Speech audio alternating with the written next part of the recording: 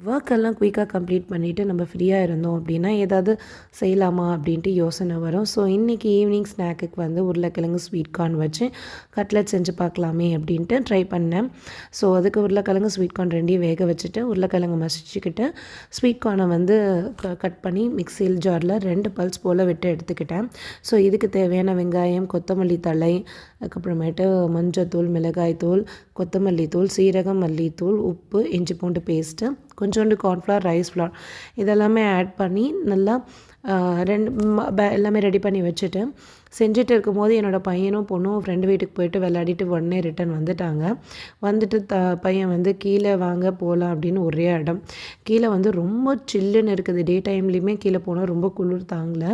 சரி வேணாண்டான்னு சொன்னாலும் அவன் கேட்கல. அப்புறம் அவனை சமாதானப்படுத்துறதுக்கு கொஞ்சம் நேரம் கீழே கூட்டிகிட்டு போயிட்டு விளையாட வச்சுட்டு ரிட்டன் வந்து வீட்டில் விளையாடுங்கன்னு அவங்க எல்லாம் ஃப்ரெண்ட்ஸோடு சேர்ந்து விளையாடிட்டு